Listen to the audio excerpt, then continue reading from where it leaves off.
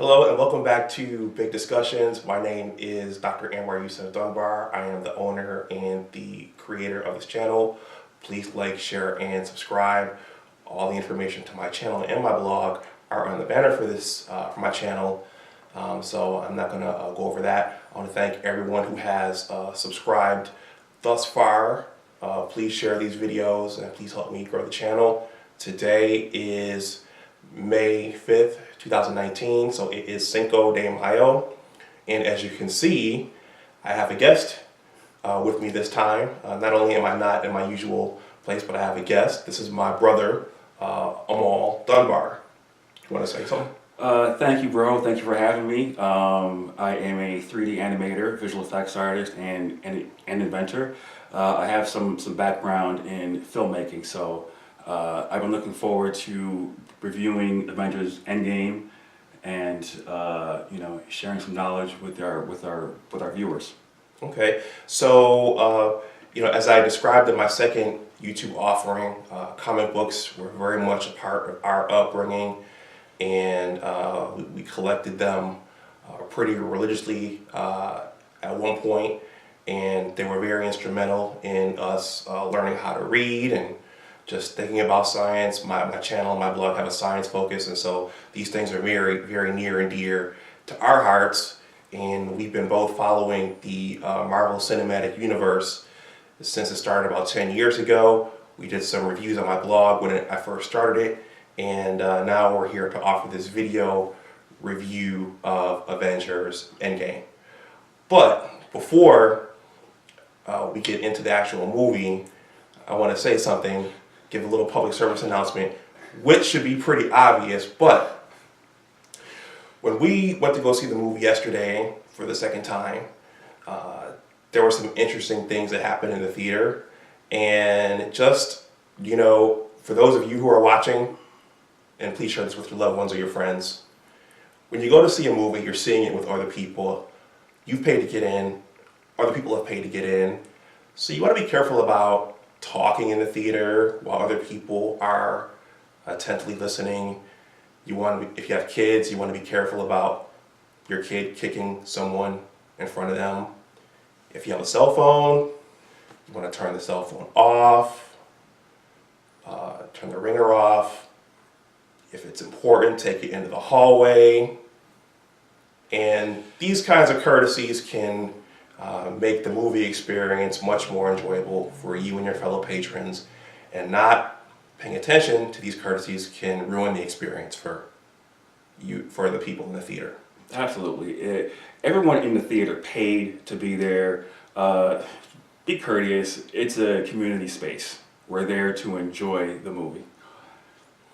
Okay, so the movie's been out. Avengers Endgame has been out for about a week and a half now, so there may be some spoilers in here. So if you haven't gone to see it, maybe you should shut this off now. But we're going to jump right in, and I'm going to start with some of the things that stood out to me. First of all, I thought it was a great movie. At 3 hours, you have to see this movie 2 times in order to get everything. The first time I saw it, just like when I saw The Matrix for the first time, some of the stuff went whew. So the second time, I was tuned in, and I'm just going to run over a couple of things that really stood out to me this first time. One thing was, I did not, when Hawkeye's family got dusted that first time, I noticed that they weren't there, but this second time I actually saw the dust of their bodies going away. So I picked up on that. The other thing was, I picked up on Professor Hulk when they were talking about when they got once they had gone on their heist. He talked about how he was the most suitable person to try to undo Thanos' snap. And I didn't pick up on that the first time, and there's a little nuance there as to why he was the most suitable person to do that. And then finally, in the last battle, there was a lot going on in that last battle, but I completely missed what Doctor Strange told Tony about how the last battle would end, and there was something very specific about what he told Tony and what would cause the events to unfold and what would not cause the events to unfold. And then the last thing I missed, which I saw this time, was how Tony actually turned the tide on Thanos at the end. Amahl, you want to say something? I thought with this third movie, they really tried to make each Avenger a significant part of the outcome. So by the end of the movie, sure, you know, some of the characters had more screen time than others, but I felt as though characters like Hawkeye and Black Widow were as important as Iron Man and Captain America and Thor. You know, Iron Man, Captain America, and Thor, you know, being the core members of this group. I felt as though Black Widow and especially Hawkeye really got the screen time that they deserved, and you know, especially in that end scene, you know, Hawkeye was a critical part of the story, and he was the first Avenger mentioned in the signature credits. And the first time I saw the movie, I saw it on a Fire Stick. Shout out to Angel, and the signature credits were not in what I saw, but seeing it in the theater for the first time, I got to see these signature credits, and it was nice to see Hawkeye and all of the Avengers mentioned in the signature credits. Okay. So again, it was a very complex timeline, and you almost have to take that in twice to get everything in terms of the complexity of the story and what the characters were doing and what the characters were trying to do. A couple things that disappointed me. Well, they're kind of the same. Well, some of the characters died. Iron Man and Tony Stark were my favorite characters in this universe. And you know, as these movies are being made, you know, you hear that their contracts and this person is going to be on for this number of movies, and this person's going to be on for that number of movies, and so you know that there's an ending to it somewhere. But I was, you know, anytime a character dies, I kind of don't like it. I want everybody to survive. And then there was another member of the Avengers that died in this who I liked. And she died. It was Black Widow. And I just don't like seeing the characters die. I want them to kind of go on and grow old in their roles. Speaking of which, the same thing happened with Captain America. He didn't die, but let's just say he transitioned over into another role in the movie. What was interesting, one thing I picked up on, is that there was relatively no mention of Vision in this movie. Vision obviously held one of the stones in Infinity War and in Age of Ultron and in Civil War, but there was no mention of Vision anywhere, and that stood out to me. Was there anything that you, Amahl, left you scratching your head or kind of disappointed about or vague about? I really enjoyed the time travel aspect of the story. I thought that at some point, you know, earlier on when the Avengers had discussed time travel as a solution to undo Thanos' snap, early on, you know, the script had explained to the audience what was going to happen and what needed to happen. And then as they were testing the time travel, you know, the Hulk and Rhodey, Captain Rhodes, who is War Machine, along with Hawkeye, had several discussions back and forth along with Ant-Man as to how this was going to work. And after seeing it for a second time, I wasn't quite sure how they were going to describe it. You know, movies like Back to the Future, Star Trek 4, Hot Tub Time Machine, Time After Time, all of these movies had discussed their own versions of time travel and, you know, left their version of what was supposed to happen with the audience. With this movie, by the time the Avengers actually all talked about it, the audience, or at least for myself, I was a little confused. I did get some clarity when Tony Stark, Iron Man, said to Captain America, "Oh, you guys have been testing. Let me guess. You turned him you turned Ant-Man into a baby. Well, you were running time through him and not running him through time." So there was some resolution. Honestly, do any of us really know how that would even work? But for something fun in a movie like this, it would have been nice if the script or if the final edit would have left the audience with some sort of clarity. Okay.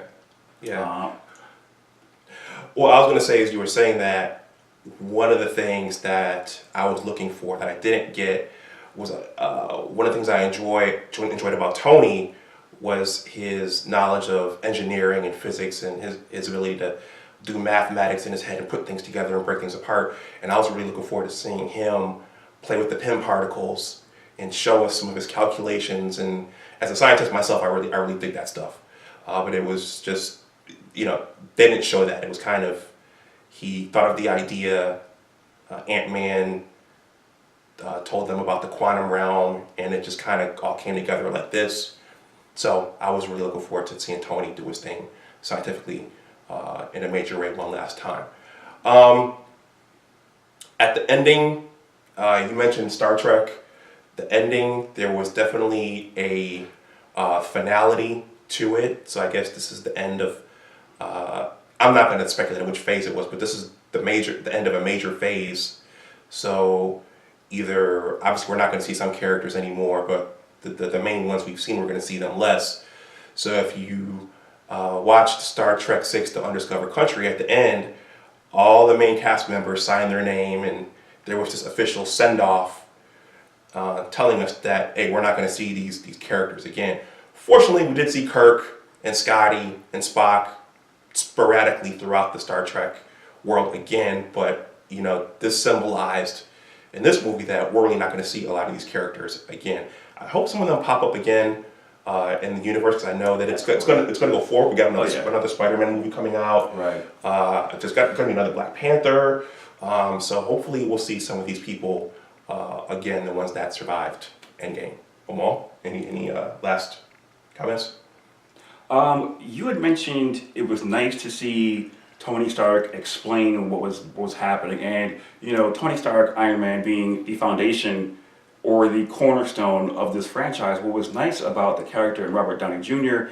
and how they portrayed Tony Stark in his movies and also in the previous Avengers movies was they would show him thinking, and they would show him making mistakes. They would show him figuring out what worked and what didn't work, and the audience got to go on that journey with him. In Avengers Endgame, he solves some equations and comes up with some sort of time travel GPS, and that's it. The audience didn't really get to go on that discovery with him, which was a point, as you mentioned, that they could have handled a little better. Maybe there will be an extended cut, a longer cut in the Blu-ray, but in the end battle, there was so much happening. I really would have liked to have seen Captain America wield Mjolnir more. I thought he could have hit Thanos a little more. I thought Thanos was reacting to how everyone was hitting him a little too quickly. And also in that end battle, if you don't know or if you haven't seen the movie, that end battle takes place at a bombed Avengers mansion. So a lot of that happened in the dark. It was difficult to pick out some of the things that were happening, but I personally would have enjoyed seeing Captain America wield Mjolnir against Thanos with a little more screen time. Okay. Speaking of which, Captain wielding Mjolnir, that threw a lot of people who were unfamiliar with the Marvel Universe, and I was not as familiar with it as you and maybe our best friend is. So that kind of threw me and threw some other people. It was cool to watch. The last scene was epic. Thanos was a bad dude. I enjoyed his speeches as he was, fighting the good guys. And one other thing, and I'm going to end here. We're going to end here. That stood out to me was the all-female scene where Captain Marvel was going to take the gauntlet into the Ant-Man's truck, and they all said, we're going to make sure she gets there, and all the women kind of stepped forward, and I'd never seen anything like that before. It was kind of cool. I'd never seen anything like that before, so. It would have been great if Captain Marvel or Pepper Potts as the Iron Guardian would have said, "Avengers Assemble," with all the women on the roof. I think, you know, seeing all the women on the roof, hey, I have no problems with the female representation in these movies. Those women were awesome, but for that one shot where all those women were on the roof, it would have been cool if Captain Marvel or Pepper Potts as the Iron Guardian would have said, "Avengers Assemble." All right, well, that wraps up our review of Avengers Endgame. If you haven't seen it yet, it's something we highly recommend. I look forward, just like Amahl said, I look forward to seeing the extras on the Blu-ray and the director's cut or whatever extra goodies they have for us. I'm certain there were things that were left out. And we'll conclude there. Thank you for watching this review. Please like this video, share this video, and subscribe to my channel.